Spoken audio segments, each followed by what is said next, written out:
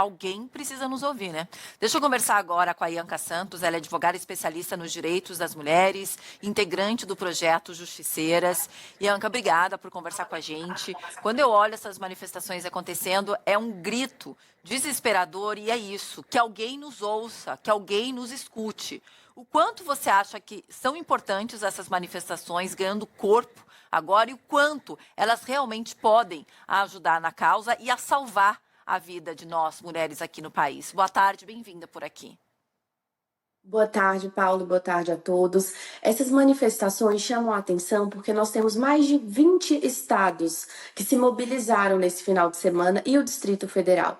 São mobilizações que tomaram as ruas, demonstrando que a violência contra a mulher está chegando em um estágio desesperador. Hoje, se a gente for perceber, em 2025 nós já temos mais de 1.000 feminicídios registrados apenas no Brasil. É um absurdo, é um número muito crescente. Em 2023 nós tivemos um aumento, 2024 e 2025 ultrapassou todos os limites. Então essas manifestações, Paula, elas são importantes para romper o silêncio, para pedir ajuda, para romper o silêncio dessas mulheres, para conscientizar toda a sociedade, porque a violência contra a mulher está desesperador.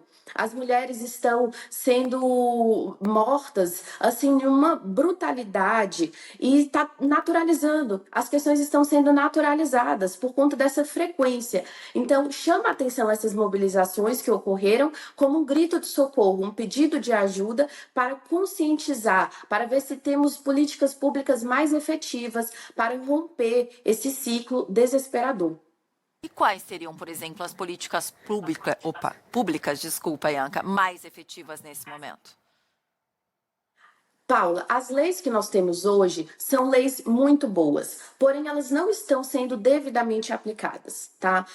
Principalmente nas questões de medidas protetivas. Nós temos que ter uma fiscalização maior, nós temos que implementar mais tornozeleiras eletrônicas, porque hoje é um problema, uma política pública que deve ser implementada, porque não coloca a tornozeleira nos agressores, porque o feminicídio, ele ocorre depois de um ciclo. A mulher está envolvida em um ciclo, são vários fatos. Começa com uma lesão, começa com violência moral, uma violência psicológica e vai tendo essas violências até chegar no feminicídio. Se nós temos uma efetividade, se nós temos uma aplicação dessa lei antes, a gente vai salvar muitas vidas. Outro ponto importante também é dar trabalho para essas mulheres, porque a mulher que fica em casa o tempo inteiro, principalmente as mulheres de periferias, bairros mais afastados, você vê que o número do feminicídio é maior, porque elas ficam em casa com o agressor o tempo inteiro.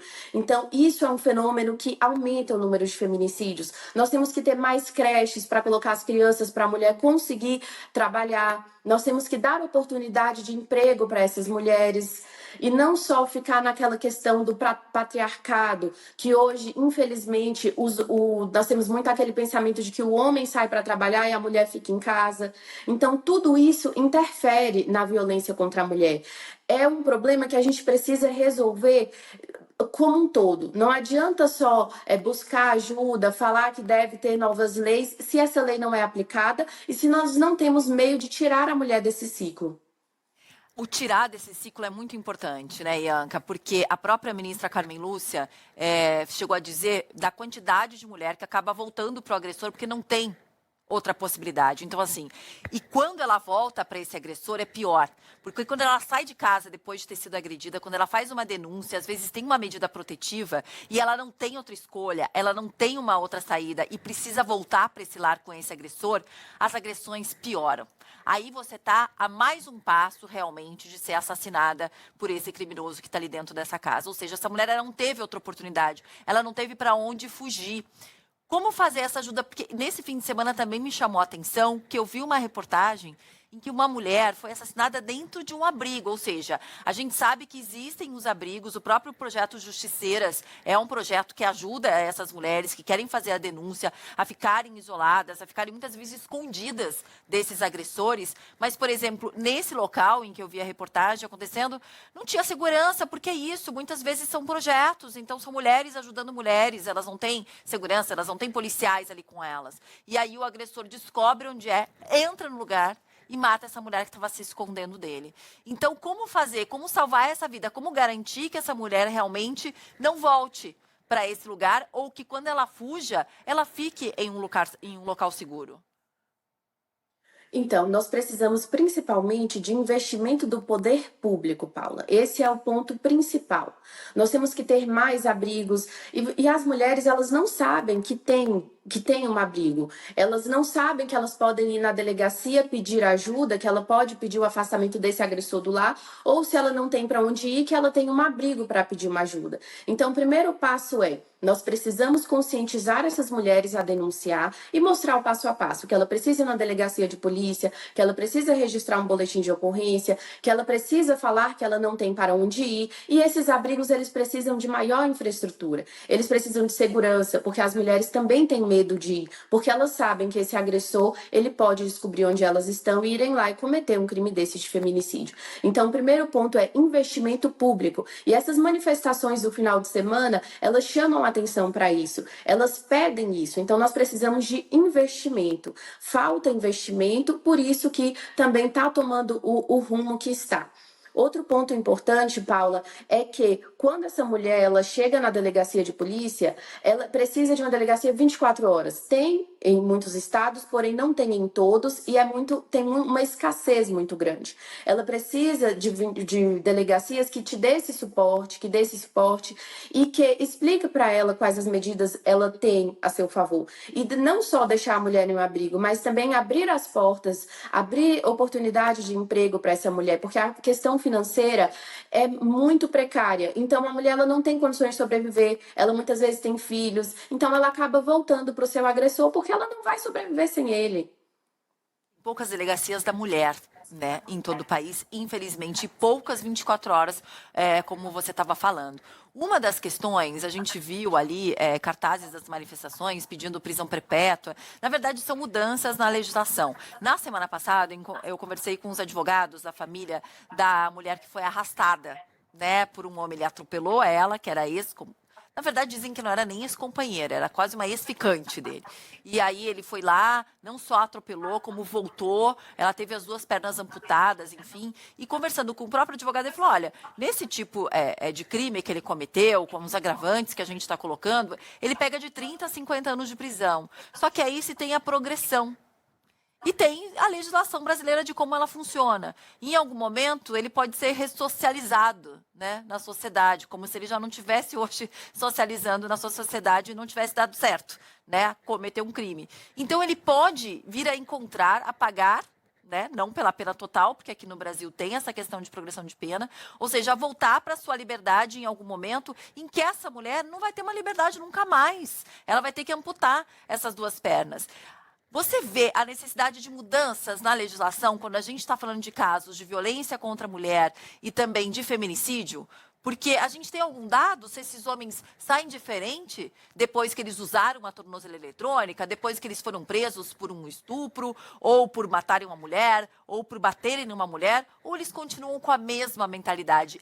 Existe a necessidade de alguma mudança na legislação nesse sentido? Paula, olha, a pena ela é alta, porém não adianta ter uma pena alta, como você falou, e ter uma progressão de regime. E ele sair, porque ele sai, em muitos casos os homens saem mais revoltados. E aí que vem o problema, porque depois eles voltam atrás dessa mulher e podem cometer um crime ainda mais grave, porque eles ficam revoltados, porque eles não aceitam que elas denunciaram e que eles foram presos por isso. Então precisa sim de uma lei mais efetiva com relação aos crimes praticados contra a mulher, para que esse agressor ele não seja preso e depois seja liberado. Principalmente também nos crimes que a pena é mais baixa, como por exemplo uma lesão corporal, que é um crime muito grave, é preso em flagrante e rapidamente é posto em liberdade, porque a pena é uma pena mínima que depois de uma sentença condenatória também ele não é preso, fica em um regime aberto. Então, precisa sim de uma melhora nessa lei, de uma efetividade também no cumprimento dessa lei. E não adianta só ficar preso um período e sair e fazer tudo novamente. Então, é falha, sim, e precisa de uma modificação para que a mulher se sinta mais segura. Muitas questões a gente falou aqui do pós, né, Ianca? Ou seja, a gente falou de mudanças na legislação, do jeito que está, parece, entre aspas, né, muito fácil nos agredir, garantir a segurança dessa mulher, ter mais delegacias da mulher. A gente tem a Lei Maria da Penha, que a gente sabe que ela é muito boa. A gente tem hoje espaços como o de agora, de conversar e de alertar, ou seja, a mulher ela já sabe, ela já consegue pouco mais do que antigamente, identificar tipos de violência, a gente já consegue conversar isso nas nossas rodas de amigas, ou seja, tentar fazer uma prevenção também. Mas, na verdade, o que a gente gostaria é que essa violência não acontecesse. E para essa violência não acontecer, a gente precisa de uma educação masculina. Nessas manifestações, até vi alguns homens ali, mas desde os casos mais chocantes da semana passada, ganhando cada vez mais corpo e mais holofote, eu vi muitas manifestações de homens e de campanhas de homens nas redes sociais, se colocando nesse lugar, se colocando no lugar disso acontecer com alguma mulher da sua família. Quando alguém vai lá, e quais são as mulheres que você mais ama? Numa das campanhas fala isso. E ele nomeia a minha mulher, a minha irmã, a minha mãe. Bom, escolhe uma delas para ser violentada, porque uma delas vai ser pelos números que a gente tem no país. Já eles se colocam num outro tipo de lugar. Assim como um vídeo também que eu vi na semana passada, quando eles entre eles falam o que a gente está fazendo. Como é que a gente está tratando essas mulheres? Como é que você vê, Ianca, esse início aí de participação masculina? Porque ela não seria não só necessária, mas essencial como a grande prevenção, os homens estarem unidos nessa luta, o machismo ser derrubado a partir de uma educação, porque o que a gente quer não é prender esse homem que agrediu essa mulher, a gente quer é que essa mulher não seja agredida. Como começar? Ou esses vídeos já podem ser o início de uma esperança de os homens junto com a gente nessa luta? Paulo, nós temos histórico de projetos sociais, mas projetos de ONGs, né, como por exemplo Justiceiras, que tentam buscar investimentos para a ressocialização do agressor. E alguns encontros que tiveram é possível, nós tivemos uma melhora, nós tivemos uma reeducação que os índices mostraram que sim, houve uma diminuição da violência nesses grupos que participaram. Então, é de suma importância essa educação masculina, mas isso precisa também do investimento público e também uma mudança na legislação, que poderia colocar das condições da lei, dessa pena, que esse homem compareça a projetos, tenha uma educação masculina, para que ele entenda a gravidade das suas condutas e também seja responsabilizado, né, caso ele infrinja novamente esse tipo de conduta. Então, é sim muito passível e a gente vê aí que tem alguns homens que se engajam, mas ainda é muito pouco, não é o suficiente. Esses movimentos, eles buscam levar os homens para essa conscientização, mas ainda é um trabalho que nós precisamos ter com a busca do poder público para que invista nisso, porque pode sim ser uma solução, porém é uma coisa que precisa ser trabalhada, porque é mínimo o que acontece hoje. Agora, para encerrar, Ianca, eu escutei na reportagem aqui que a gente fez das manifestações, uma das mulheres falando numa epidemia de violência contra a mulher, uma epidemia de feminicídio. Você concorda com esse termo? A gente está passando por uma epidemia de violência contra nós nesse momento? Sim, se você para analisar, Paulo, os números do Fórum de Segurança Pública, só até outubro de 2025, o estado de São Paulo, só São Paulo, já foi registrado mais de 207 feminicídios. E no Brasil, até outubro, mais de 1.000 feminicídios. É um número, assim, desesperador e alarmante. Porque se você pega os números de 2023, 2024, comparando agora, é uma violência crescente. Ou seja, quando a gente acha que a gente deveria estar progredindo, não, nós estamos regredindo e o Brasil continua sendo o quinto país do mundo que mais mata mulheres. Então, assim, a gente está em um nível que precisa imediatamente de uma solução, precisa de uma política pública, precisa de mais investimentos. As mulheres pedem socorro e nós não podemos tampar os olhos para isso. Precisa sim de investimento, precisa sim de mudança. Precisa nos ouvir, né? De alguma forma, alguém precisa nos ouvir. E é isso, o poder público precisa nos ouvir, né? Todos eles, a gente elegeu eles. Nós, mulheres, inclusive, somos a maioria do eleitorado. A gente que elege eles precisam nos ouvir e salvar a nossa vida. De Brasília, a todos os estados, a todos os municípios, e cobrar de todos esses governantes.